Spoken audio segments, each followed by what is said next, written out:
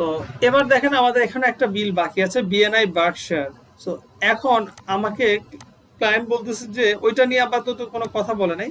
তো এখানে সে বলতেছে যে তুমি আমার এই যে এই দুইটা পেমেন্ট অ্যাকচুয়ালি আমার ওই বিলের জন্য, তুমি এটা দেখো। মানে সে আমাকে, আমি যখন তাকে কোয়েশ্চেন করলাম যে আমি তো আসলে ওইটা বিল পেমেন্ট করছি বাড়তি, সে বলছে যে আমি তখন তাকে জিজ্ঞাসা করলাম যে তোমার এখানে কোনো ভুল পেমেন্ট হয়েছে, আর কোনো ভুল পেমেন্ট আছে? সে বলছে যে না, কোনো ভুল পেমেন্ট নাই।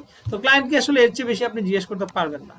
তো এবার আসেন আপনি তাহলে এই বিলগুলো রিকনসাইল, পেমেন্টগুলো রিকনসাইল করার চেষ্টা করেন। যদি আমি দেখি এখানে লেখা আছে দ্য ব্রেকফাস্ট, তাহলে এখন আমি চেষ্টা করব যে বিএনআই যে এখানে আরেকটা যে বিল আছে সেই বিলের মধ্যে কোথাও এরকম কোনো ক্লু আছে কিনা আমি সেই বিলটা দেখার চেষ্টা করব। আমি যদি এই বিলটা দেখতে যাই, দেখেন এখানে ডেসক্রিপশনেই, আমি যখন এই বিলটা আসলাম তখন আমি দেখতেছি যে এখানে দ্য বিগ ব্রেকফাস্ট এখানে লেখা আছে। তার মানে বিগ ব্রেকফাস্ট, আবার এখানেও লেখা আছে, পেমেন্টে লেখা আছে দ্য বিগ ব্রেকফাস্ট। কাকে পেমেন্ট করছে এরকম কিছু লেখা নেই, জাস্ট লেখা আছে বিগ ব্রেকফাস্ট। সো আমি তখনই বুঝতে পারলাম যে ও, তার মানে এখানে বিগ ব্রেকফাস্ট এটা কোন একটা ইভেন্ট, ওই যে সেটা তো আমার মনে পড়লে আসলে এই জন্যই আসলে এটা এখানে লেখা আছে এটা। তাহলে তাহলে আমাকে একই রকম ভাবে তাহলে এটা ম্যাচ করাইতে হবে। কিভাবে যাব? Find and match, find and match. দেখেন এটা সিলেক্ট করলাম। আমি যখন বিলটা সিলেক্ট করলাম, দেখেন এখানে হলো 10th ফেব্রুয়ারিতে বিলটা পেমেন্ট হয়েছে। আমি একটা জিনিস দেখেন, আরেকটা জিনিস দেখেন, এই যে বিলটা, এই বিলটা ডিউ ডেট কবে? 12th ফেব্রুয়ারি। হ্যাঁ, আর এখানে বিল হয়েছে কবে দেখেন তো? 10th ফেব্রুয়ারি একটা পেমেন্ট, 12th ফেব্রুয়ারিতে আরেকটা পেমেন্ট। তার মানে ওর ডিউ ডেটের মধ্যে দুইটা বিল পেমেন্ট হয়েছে এবং দুইটা মিলে 120ই হচ্ছে, তাই না? তার মানে এটা বোঝাই যাচ্ছে যে এই দুইটা পেমেন্ট এই বিলটার জন্য করা হয়েছে। তাহলে এখন আমার কাজ হলো এই বিলটাকে ম্যাচ করানো। কিভাবে ম্যাচ করাবো? আমি যখনই ফাইন্ড অ্যান্ড ম্যাচে গেলাম এবং সিলেক্ট করলাম, একই রকম ভাবে আমাকে আটকে দিয়েছে যে তুমি আরো 40 জিবিপি বেশি মানে তোমাকে পেমেন্ট করতে হইতো, কিন্তু তুমি পেমেন্ট করছো হলো 80। তাহলে এটা আমি নিতে পারতেছি না। তাহলে এখানে উপায় কি? উপায়টা হলো, দেখেন এখানে আপনি একটু এখানে খেয়াল করেন, এখানে একটা লেখা আছে স্প্লিট। এই যে স্প্লিট লেখাটা আছে, এটাই হলো আমার এখানে টুল। যখন আমি স্প্লিটে যাব, ও আমাকে বিলটাকে পার্শিয়াল পেমেন্ট করার অপরচুনিটিস দিবে, আমাকে সুযোগটা দিবে যে এখানে ম্যাচ করানোর সুযোগ দিবে।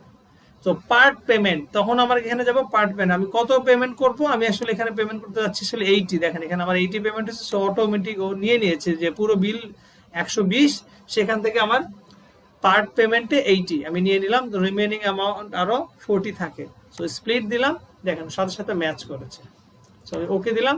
সো আমার এই বিলটা ম্যাচড। এবার যদি আমি আসলে যাই আমার ইয়েতে, কোথায় গেল পেয়েবলটা, ব্যালেন্স শিটে যাই, দেখেন এখান থেকে কিন্তু আমার ব্যালেন্স শিটে পেয়েবল 80 কমে যাবে, আর ব্যাংকে কিন্তু আরো 80 পেমেন্ট বেড়ে যাবে, মানে অ্যামাউন্টটা বেড়ে যাবে। দেখেন 80 কমে গেছে, 108 ছিল আর এখানে 704 ছিল, এটা বেড়ে গেছে। ঠিক আছে। আর এই যে এখানে দেখেন এই বিলটারও আপনি যদি একটু আপডেট দেখেন, যে বিলটা 120, এখানেও 80 বিল পেমেন্ট হচ্ছে। দেখেন এখানে 80 পেমেন্ট হচ্ছে, পার্ট পেমেন্ট না, লেস পেমেন্ট 80, তাহলে ওর রিমেনিং ডিউ কত? 40। দেখেন এবার কি হয়, আমি এটা একটু রিফ্রেশ দেই।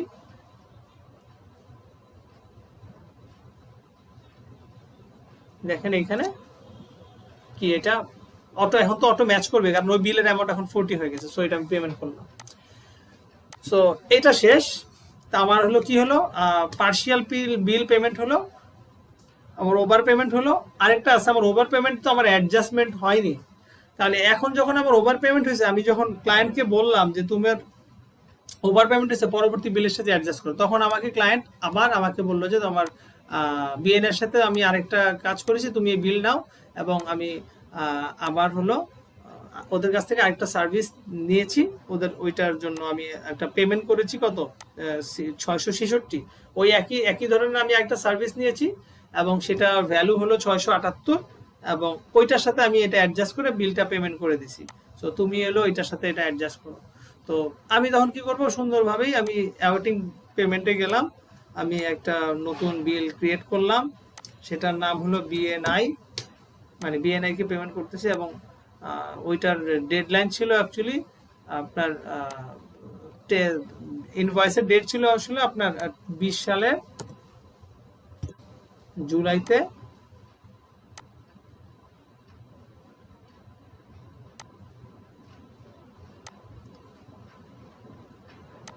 জুলাইয়ের 1-এ, আর ওর ডেডলাইন ছিল, ডেডলাইন ছিল 16, ডিউ ডেট ছিল 16 জুলাইতে, এখানে পেমেন্ট করছে 20 জুলাই। আচ্ছা ফাইন, সেটা অন্য হিসাব, আমি এটা ওভাবে করে দিচ্ছি। এখানেও বলতেছে যে আপনার ওদের আরো কিছু সার্ভিস আছে, সেইটা ইয়ারলি সাবস্ক্রাইব করলো,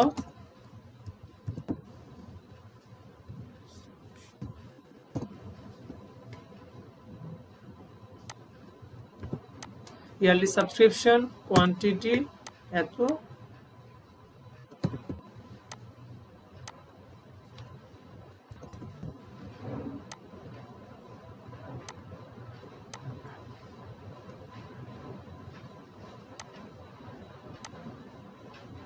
এই তো এইটা ছিল ওদের আসলে বিলটা, নতুন একটা বিল, এবং এটা হলো অ্যাপ্রুভ দিল।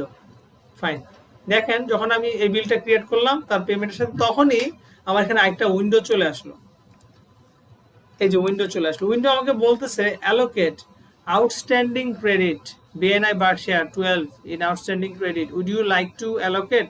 ও আমাকে বলতেছে তোমার কিন্তু এই বিএনআই এর কাছে 12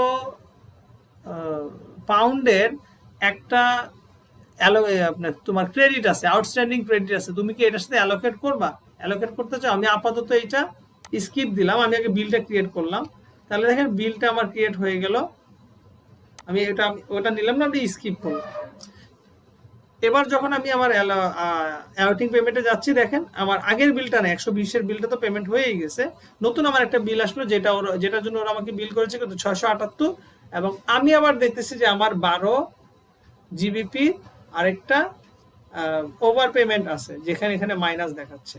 সো আমি তো এবার ওকে যখন বিলটা দিব, আমি অবশ্যই আগে যেটা বেশি বিল দিয়েছিলাম সেটাকে অ্যাডজাস্ট করব, রাইট? আমি তো এখন ওদেরকে 678 দিব না, আমি তাদেরকে এখন বিল দিব 678 থেকে 12 মাইনাস করে তারপরে, তাই না? তাহলে এখানে আমি মাইনাস না করে, যেহেতু আমি আগে এখানে রেকর্ড করে রেখেছি, আমি সেইটাকে অ্যালোকেট করব। সেটা কি হবে?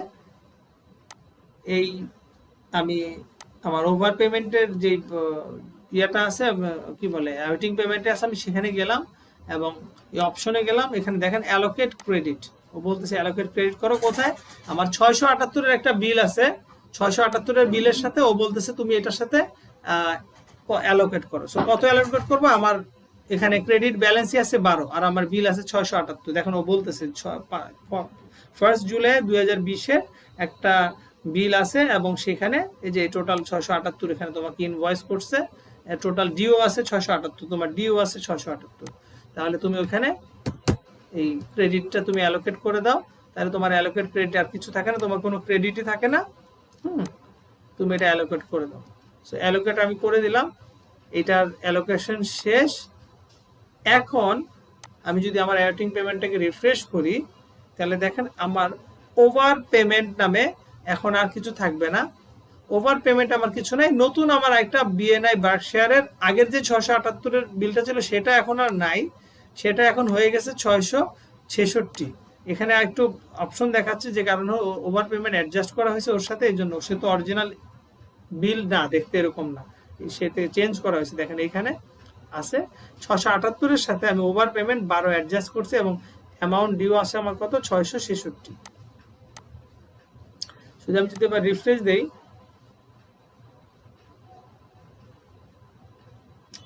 এই যে এখন ওটা ম্যাচ করতেছে। সো এবার আমি এটা ওভার পেমেন্ট আমার অ্যাডজাস্টমেন্ট হয়ে গেল, আমি এটা পেমেন্ট করে দিলাম। সো